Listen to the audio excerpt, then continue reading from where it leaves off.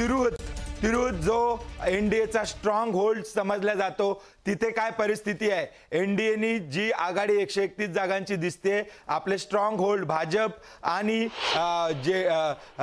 आणि नितीश कुमार यांनी कायम ठेवलंय का, हे आपण मॅजिक ऑलच्या माध्यमातून आपल्या प्रेक्षकांना दाखवण्याचा प्रयत्न करूया.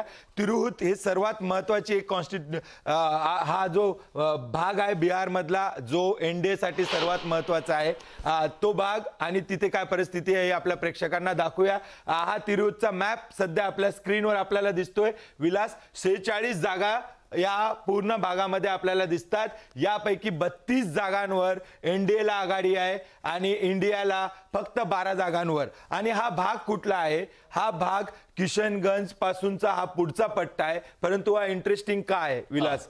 जातीय समीकरण, ब्राह्मण, भूमियार, कायस्थ जो बीजेपीचा कोर वोटर आहे, आणि इथे नंबर 2 यादव प्लस मुस्लिम YM जे समीकरण आपण ज्याची चर्चा आतापर्यंत होत होती, त्या समीकरणाचा हा भाग आहे. पहिला हा एनडीए प्रो बीजेपी ब्राह्मण अप्पर कास्ट वोटर, आणि त्याचं जे काय आतापर्यंत मतदान झालं ते एनडीए कडे जाताना आपल्याला दिसतंय. आपल्यासोबत मंदार सर जोडल्या गेलेले आहेत. सर, आपण सकाळपासून बघतोय, मला असं वाटतं की खूपच वेगाने निकाल लागलेले आहे. एनडीए सरकार बनवताना दिसते. जे काही एक्झिट पोल येत होते त्यावर टीका झाली, परंतु सुरुवातीचे कल आहेत, परंतु एक्झिट पोलच्या बाजूनी जाताना दिसत आहेत.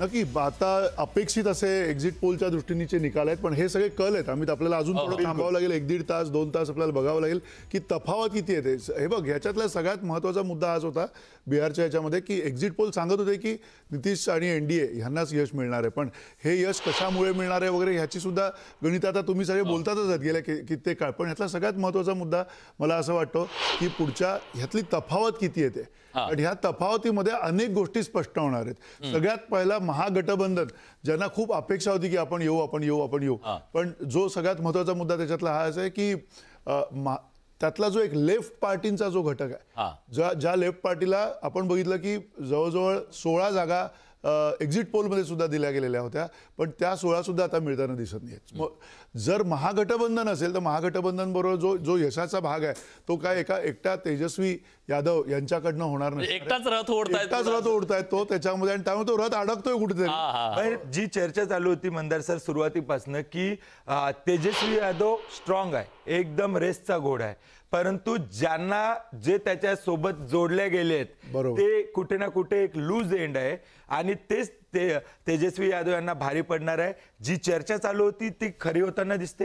ही अत्यंत चर्चा जी होती ती खरी होताना दिसते. त्याचं कारण स्पष्ट आहे की सगळ्यात महत्त्वाचा भाग आहे यातला की जशा डावे पक्ष आहेत आणि काँग्रेसची सुद्धा कामगिरी जी बिहारमधली जी आहे ती अपेक्षा काँग्रेसला होती की अतिशय चांगली असेल, पण अजून तरी ती काँग्रेस तिथे त्या पद्धतीची कामगिरी जी आहे ती रिफ्लेक्ट होताना 55 जागा दिल्या होत्या. आणि ते मल्ला जी तिथली जात समूह आहे त्या मल्ला जात समूहाच्या वरती यावेळेला असं दिसतं की काँग्रेस सर्वाधिक जास्ती अवलंबून होती.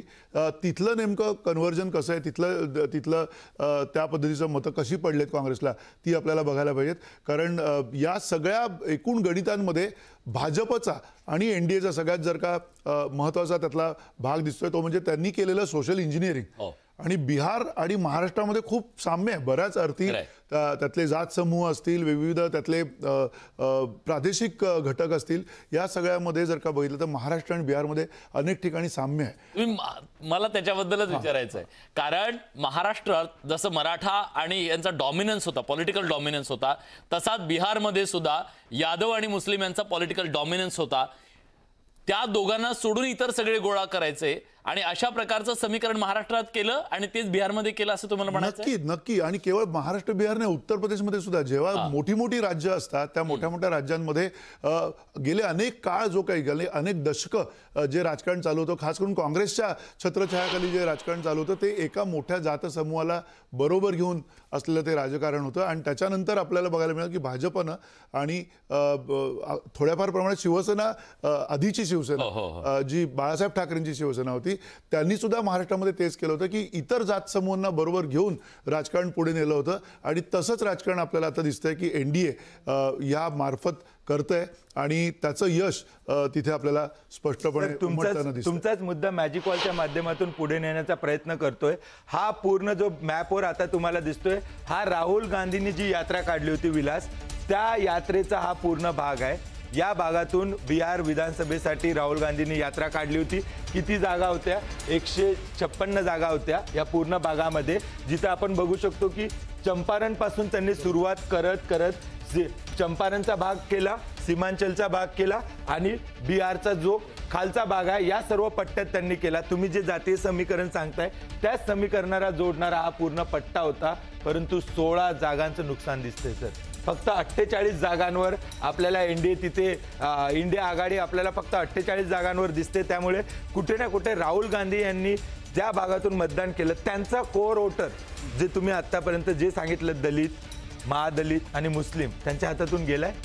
नक्की गेल्याचं वाटतंय. त्याचं कारण एक सगळ्यात महत्त्वाचा भाग आणखी लक्षात घेतला पाहिजे की जातसमूहावरचं आधारित राजकारण हे तर आहेच, त्याला नाकारता येत नाहीये, पण त्याच्या पलीकडे पण राजकारणाच्या आता काही गोष्टी ज्या भाजपनं सुरू केलेल्या आहेत, नवी वोट बँक तयार केलेली आणि खास करून यावेळेला आपल्याला बघितलं महिलांची वोट बँक. एकीकडे 10% मतदान वाढलेलं आहे, दुसरीकडे ज्याला आपण म्हणजे पायचाट म्हणतो त्यातनं जर का मतदारांचा हिस्सा वाढलेला आहे, 10%च्या आसपास मतदान ज्यावेळेला वाढतं संपूर्ण राज्याचं, त्यावेळेला एक लक्षात येतं की ते एकतर अँटी इन्कम्बन्सी असतं, आहे त्या सरकारच्या विरोधात असतं, किंवा त्या सरकारच्या पाठिंब्यासाठी असतं, प्रो इन्कम्बन्सी असेल. तर हे जर का आपण बघितलं तर 10%च्या मध्ये महिलांचं जे मतदान आहे, महिला संख्येने कमी आहेत पण मतदानाची पर्सेंटेज त्याच्यामधलं त्यांचं जास्त आहे. आणि हा त्या योजनेचा सुद्धा कदाचित त्याच्यामध्ये सांगतो. आधार आकड्याचा देऊया आपण. एकूण मतदान जे झालं 66.91% झालं बिहारमध्ये दोन्ही चरणांमध्ये. त्यात महिलांनी केलेलं मतदान हे 71.6% आहे महिलांचं, आणि पुरुषांनी 62.8, म्हणजे 8.8% मतदान पुरुषांपेक्षा स्त्रियांनी जास्त केलेलं आहे. आणि या स्त्रिया इतक्या संख्येनं, ज्यांचं खरं तर महिलांचं मतदान नोंदवण्याचं जे प्रमाण आहे ते मुळात कमी असतं, पण कमी नोंदवलेल्या मतदानाच्या पलीकडे जाऊन म्हणजे किती मोठ्या संख्येनं त्या बाहेर पडल्यात, याचा अर्थ ॲस्पिरेशन जे आहेत त्या ॲस्पिरेशन उमटल्यात असं तुम्हाला वाटतं? नक्की उमटलंय. आणि नुसतं ॲस्पिरेशन उमटलेलं नाही तर आता कुठेतरी भारतीय राजकारणामध्ये महिला वोट बँक म्हणजे जाती, धर्म आणि याच्या पलीकडे जाऊन महिलांचा एक वोट बँक म्हणून विचार करताना दिसतंय राजकारण जे आहे ते एकूण. आणि त्यातही एनडीए खूप आघाडीवरती आहे, हे आपल्याला समजून घेतलं पाहिजे. पण सर आता विलास, फक्त एक इंटरेस्टिंग गोष्ट, आपण राहुल गांधींनी कुठून यात्रा काढली ते बघितलं. आता मॅजिक वॉलवर जो काय तुम्हाला पट्टा दिसतोय हा तेजस्वी यादव, त्या दोघांनी खूप इंटरेस्टिंग फॅक्ट होती की त्यांनी तो एरिया क्रॉस नाही केला. बरोबर, एकमेकांना छेदले नाही. परंतु काय झालं की ज्या पट्ट्यातून आता तेजस्वी यांनी यात्रा काढली, जागा किती आहेत? 42 जागा आहे, 58 जागा आहेत. त्यापैकी एनडीए 42 जागांवर आघाडीवर आहे, इंडिया आघाडी 16, तिथे देखील मायनसमध्ये जाताना दिसते. आता यातला इंटरेस्टिंग काय भाग आहे सर, हा जो पूर्ण पट्टा आपण बघतोय यादव डॉमिनेटेड आहे. 17 ते 18%, 20% यादव, त्यानंतर मुस्लिम आणि त्यानंतर दलित. जो तिन्ही वोटर आहे, जो पारंपरिकरित्या आपण म्हणत होतो की काँग्रेस, आरजेडी या दोघांचा वोटर आहे. आणि तिथे 41 जागांवर तेज प्रताप यादव यांची यात्रा, राहुल गांधींची यात्रा, जातीय समीकरण, धार्मिक समीकरण, तरुण, आणि तरीही त्यांना 10 जागांचं नुकसान होताना दिसतं. नक्की. आणि हे जे नुकसान आहे अमित आणि विलास, आपल्याला एक लक्षात घेतलं पाहिजे की हे नुकसान जरी असलं तरी येणाऱ्या काळामधल्या राजकारणाची एक नांदी आपल्याला दिसते की राजकारण बदलतंय, देशातलं राजकारण बदलतंय, आणि ज्या देशातल्या राजकारणाच्या बदलत्या सगळ्या हवेमध्ये महिलांचा टक्का हा सुद्धा महत्त्वाचा ठरत जाणार आहे. कारण ह्यात जर उद्या उठून ह्या सगळ्या निकालाची जर का पूर्ण भिस्त कशावरती अवलंबून होती असं जर बघितलं तर तो केवळ आणि केवळ महिला मतदारांचा जो त्यातला सहभाग आहे तो खूप महत्त्वाचा असणार आहे. सर, मग हा फॉर्म्युला सापडलाय. मी आता त्यांना पण प्रश्न विचारला भाजपच्या प्रवक्त्यांना. त्यांनी आधी मध्य प्रदेश जिंकलं, त्यानंतर ह्याच फॉर्म्युल्याच्या आधारे पश्चिम बंगाल तिकडे ममता दीदींनी जिंकलं, महाराष्ट्रात तर आपण बघितलं सुनामी आली आणि आता तोच फॉर्म्युला घेऊन बिहार. नक्की हा फॉर्म्युला भाजपला नक्की चांगल्या पद्धतीनं गवसलेला आहे, ह्याच्यामध्ये काहीच शंका नाहीये. ह्याच्यामध्ये भाजपने केवळ एका फॉर्म्युल्यावरती आपली भिस्त ठेवलेली नाही आहे राजकारणात. त्यांनी अनेक वेगवेगळ्या पद्धतीनं, म्हणजे जर भाजपचा फॉर्म्युलाच असला तर तो किमान 10 वेगवेगळ्या घटकांचा असेल. हे लक्षात जिंकणं हा घेतलं फॉर्म्युला पाहिजे. आहे. जिंकणं हा फॉर्म्युला जिंकण्यासाठीच ते मैदानात उतरतात. पण त्यातला सगळ्यात महत्त्वाचा भाग हा दिसतोय की त्यांनी एकीकडे जातीय समीकरणं केलेली आहेत, एकीकडे त्यांनी धार्मिक ध्रुवीकरणचा प्रयत्न केलेला आहे, दुसरीकडे ते त्याच वेळेला विकासाचं राजकारण जे आहे ते समोर आणतात, त्याच वेळेला ते महिलांचं राजकारण आहे ते कुठेतरी समोर आणतात. म्हणजे अशा पद्धतीनं जे सोशल इंजिनिअरिंग जे आहे ते एका वेगळ्या स्केलला, एका वेगळ्या लेवलला घेऊन जाताना दिसतंय एनडीए आणि खास करून भाजप. बिलकुल.